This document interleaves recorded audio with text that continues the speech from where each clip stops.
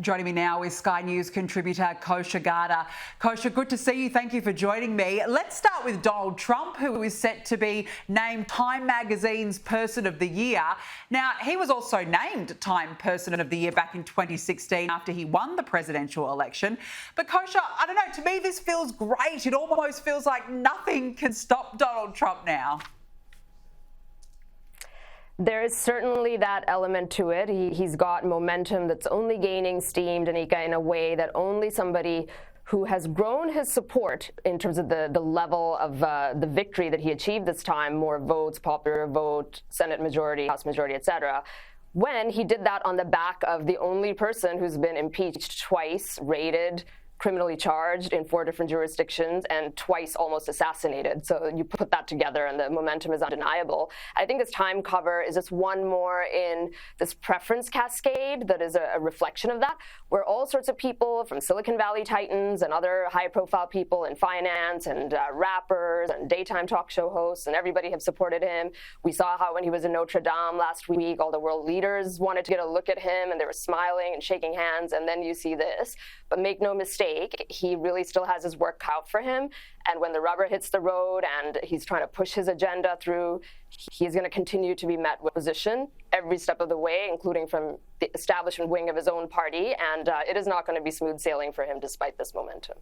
No, I get what you're saying there, but yeah, he'd be pretty pleased, I'm sure, seeing himself on the front of the magazine as Time's Person of the Year.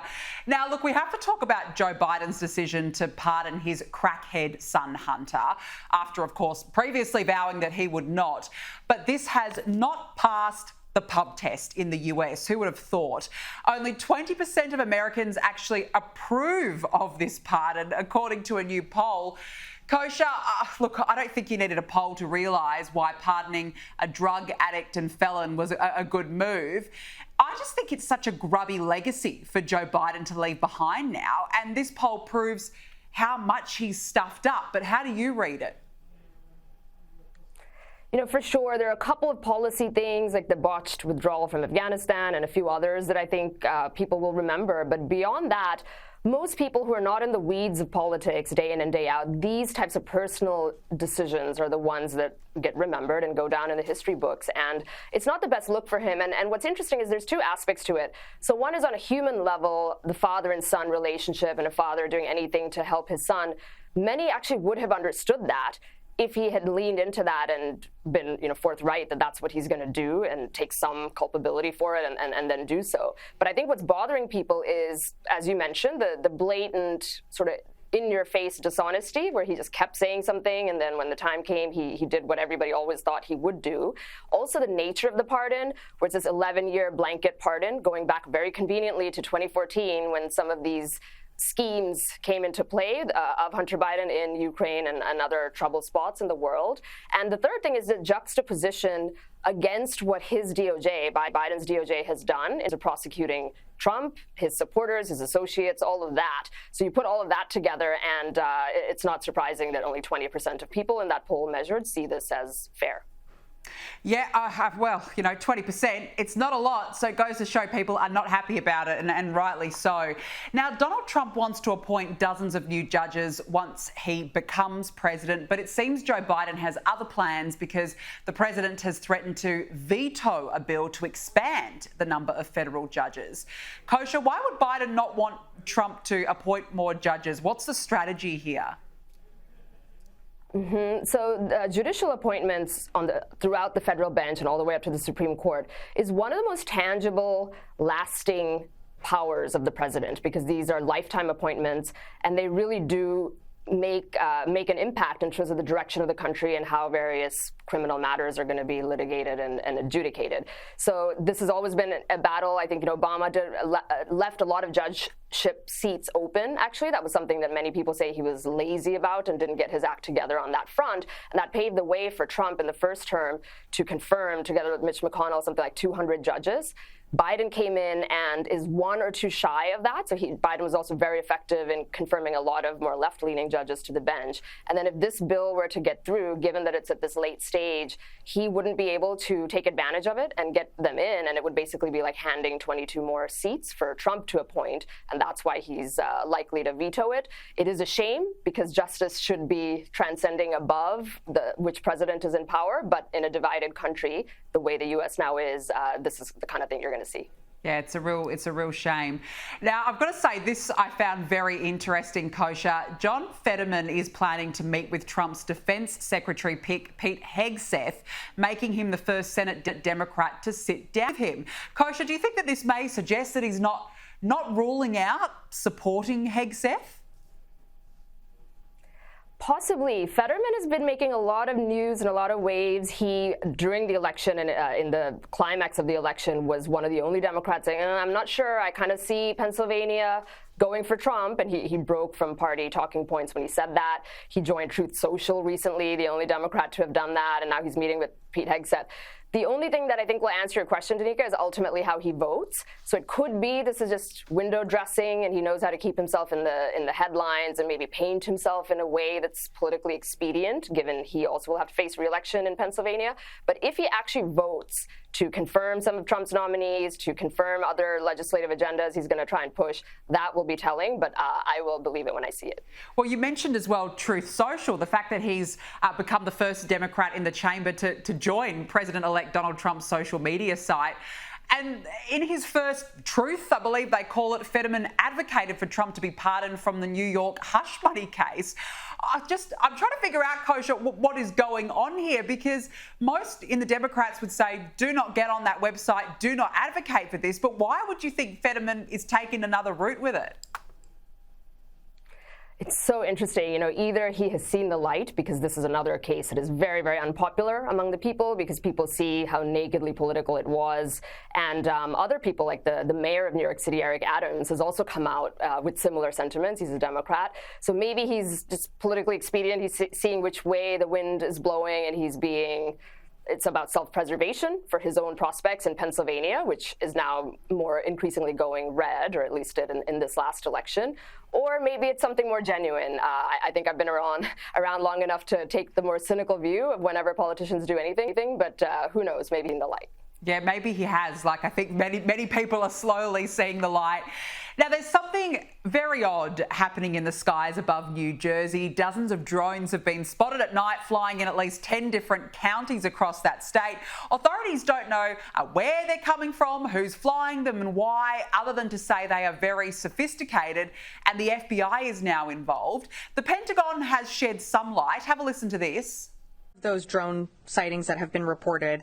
At this time, we have no evidence that these activities are coming from a foreign entity or the work of an adversary. We're going to continue to monitor what is happening, but at no point were our installations threatened when this activity was occurring. Kosha, this is all very bizarre, and it's venturing into that conspiracy theory territory on social media. What do you think's going on here? It is really bizarre, and basically what she said over there, the press secretary, is I'm ruling out that there's any active foreign adversaries behind this, and I'm also ruling out that it's U.S. military. So then what's left? And I think Senator Josh Hawley of Missouri came out a short while ago and said that this best case interpretation of this is its gross incompetence of our government agencies that are already at an all-time low in terms of trust that the American people are placing, or not placing anymore, I should say, in them. And worst case, it's something more nefarious where they do know more than they're telling us. And then, as you say, in this era of social media, if there's a vacuum of information coming from the authority, all sorts of theories and conspiracy theories are going to populate that void. And that's where we are, unless they hurry up and either reveal something that they already know or improve their ability to investigate something like this, which you would think should not be that hard for the most powerful government on earth.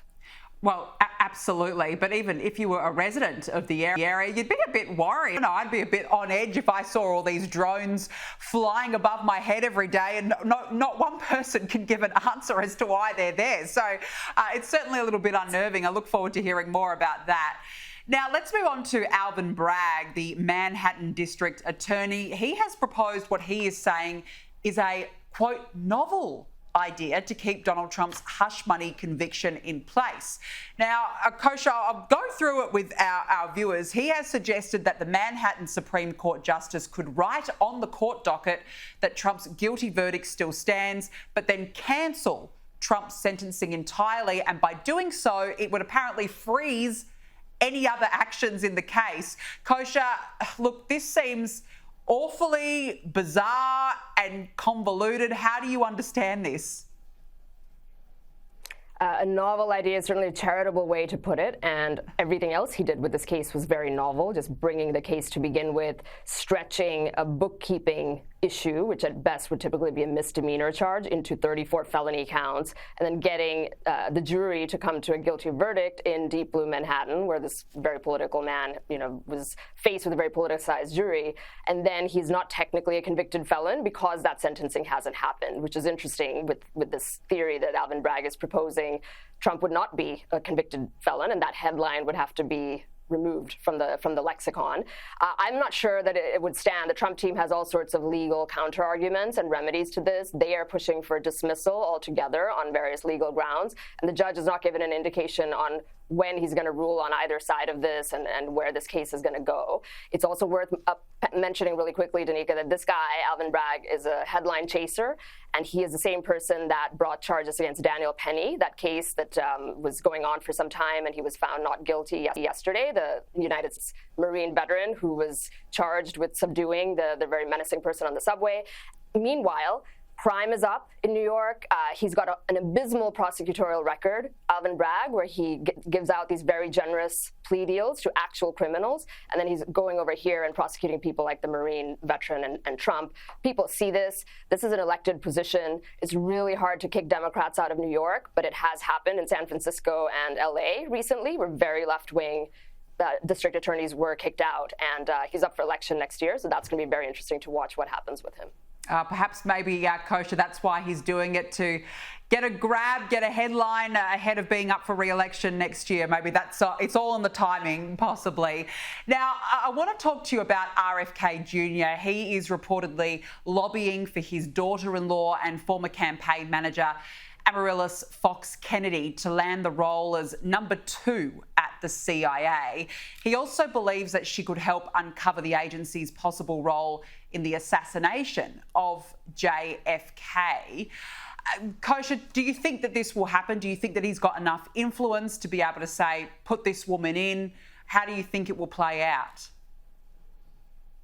It's really interesting. RFK has a lot of support at the grassroots level for all the reasons we know and followed in the election. He's also feared and hated by many people in the Democrat Party and even the Republican establishment. The interesting thing is that number 2 at the CIA does not require Senate confirmation, so it's ultimately in Trump's hands and John Ratcliffe, who's the CIA designee, if he will get confirmed by the Senate, which everyone expects he will. Those two can decide this, and I'm not sure who else they're considering, but it is interesting because these people are all disruptors, which is what the American people want right now. The daughter-in-law has supposedly worked at the CIA in deep clandestine undercover and wrote a book about it, which was not approved by the CIA to write about, but she is somebody who has experience in the field. And of course, the personal investment that the Kennedy family will have necessarily in seeing if the CIA played any role whatsoever in the JFK assassination, which is a theory that's been floating out there for some time.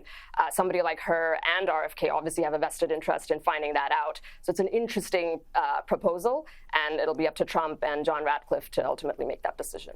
Okay, well, we will await to see what happens there. Kosha Gada, great to speak with you as always. Thanks for joining me.